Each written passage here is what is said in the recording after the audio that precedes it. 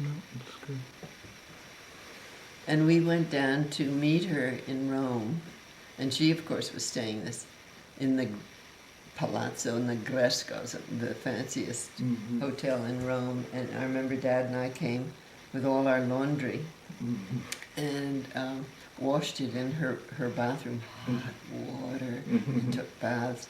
And then we left and went back to this really crummy little pensione where we were staying. And I remember the bellboys and ushers and so forth in the front lobby of the Negresco kept wanting to carry our bags, but they were all dripping with our laundry, and so we were hanging onto them. Anyway,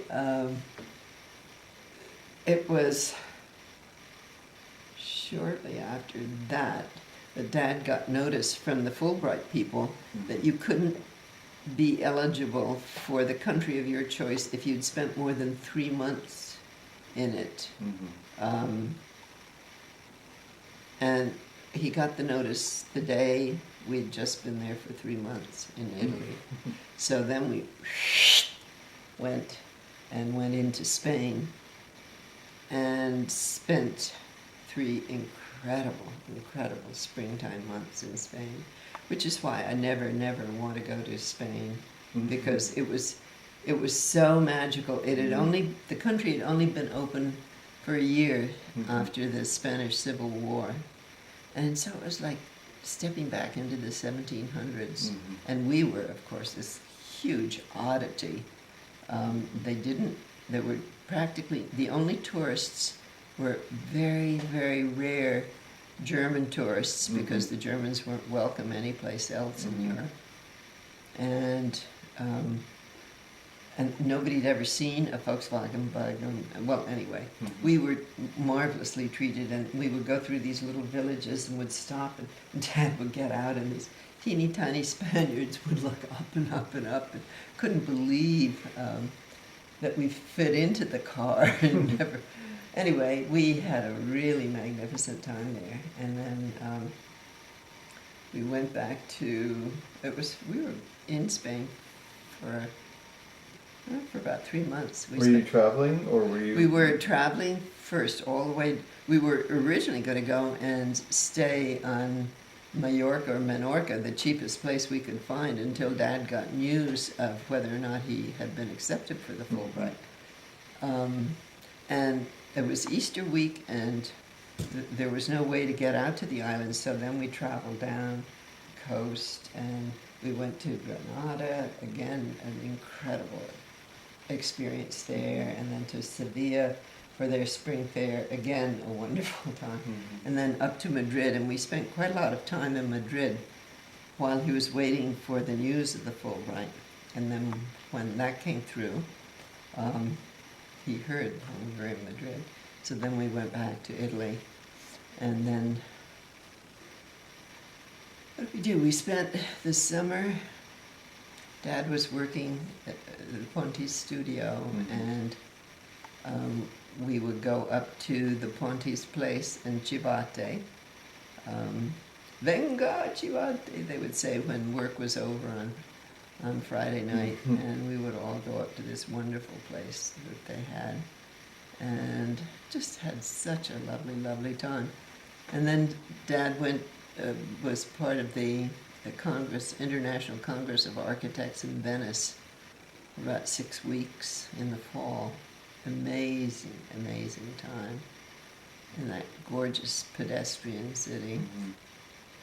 And then he went to the University of Perugia, which the Fulbright students all were supposed to do for language.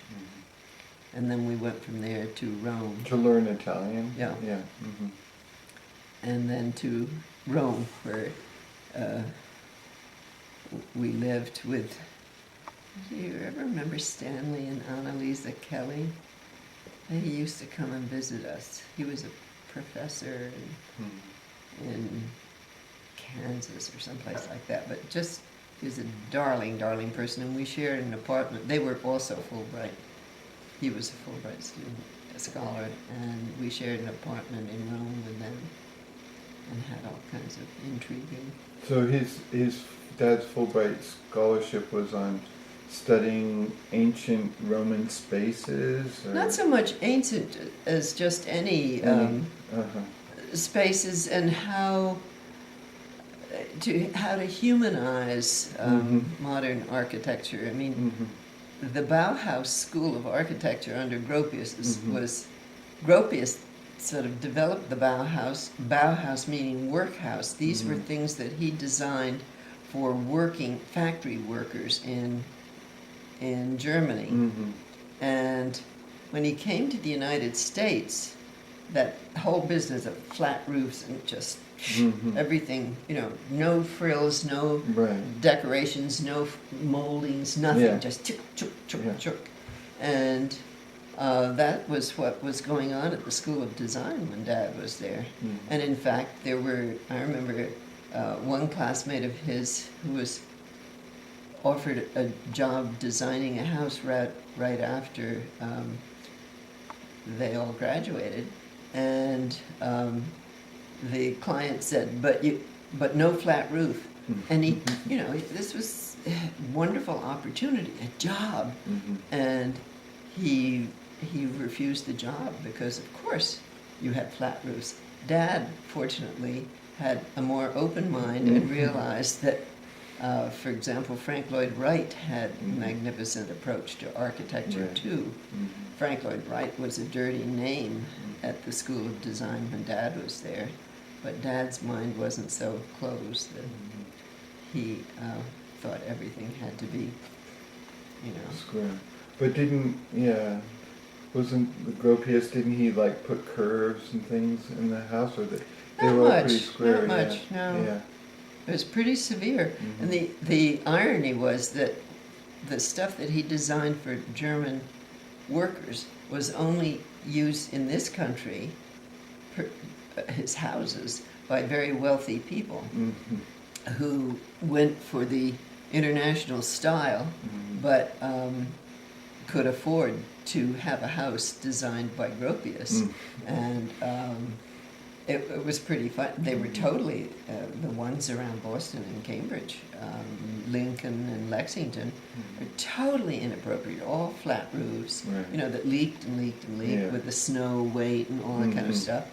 But it was sort of the rigid dogma that you couldn't fancify or put any frills anywhere. Fortunately, Dad had loosened up a lot and didn't feel that way about architecture. But anyway. So then you were in Rome for about a year, and then that's when the TB started getting bad, and then we had to come home. And we thought, I mean, the winter we were in Rome was very, very, very cold, and we had this absolutely enchanting apartment that we were sharing with Lisa and Annalisa Kelly. And I remember in our bedroom there was a leak in the roof, and there were icicles that hung down over our bed in the apartment that never melted. And I got frostbitten toes. Oh no. Anyway, so it was, and Dad, I remember that there was no water coming in from the Castelli Romani where the Rome water supply came, and Dad would go down, this was way up on the top of the building, and he would go down all these little stairs and go to the well in the center and chop away the ice and fill up buckets of water and bring them up hacking away, coughing. Oh no. Anyway,